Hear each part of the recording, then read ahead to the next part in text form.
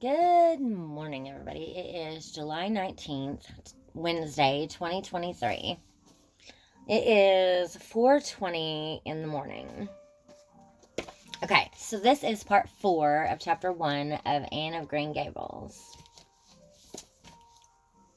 Something that, for lack of any other name, might be called friendship existed and always had existed between Marilla Cuthbert and Mrs. Rachel, in spite of, or perhaps because of, their dissimilarity.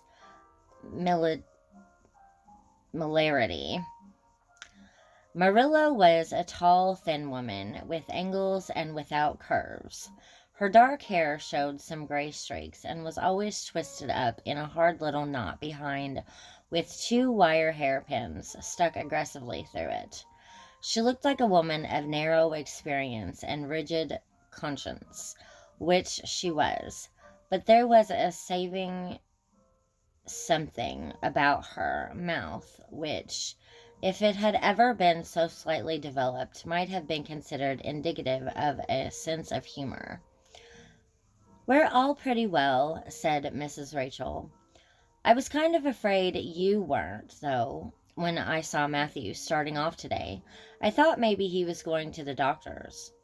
Marilla's lips twitched understandingly. She had expected Miss Rachel up. She had known the sight of Matthew jaunting off so unaccountably would be too much for her neighbor's curiosity. "Oh, no, I'm quite well, although I had a bad headache yesterday," she said. "Matthew went to Bright River. We're getting a little boy from an orphan asylum in Nova Scotia, and he's coming on the train tonight." If Marilla had said that Matthew had gone to Bright River to meet a kangaroo from Australia, Mrs. Rachel could not have been more astonished. She was actually stricken dumb for 5 seconds. It was unsupposable that Marilla was making fun of her, but Mrs. Rachel was almost forced to suppose it.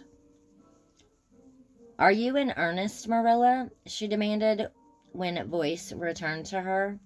"Yes, of course," said Marilla, as if getting boys from orphan asylums in Nova Scotia were part of the usual spring work on any well-regulated Avonlea farm instead of being an unheard of innovation. Mrs. Rachel felt that she had received a severe mental jolt. She thought in exclamation points. A boy? Marilla and Matthew Cuthbert, of all people, adopting a boy from an orphan asylum. Well, the world was certainly turning upside down. She would be surprised at nothing after this. Nothing. "What on earth put such a notion into your head?" she demanded disapprovingly. Okay, so that is all for part 4 of chapter 1, Anne of Green Gables. If you like this content, like this video or comment below. Thank you very much, and thank you for watching.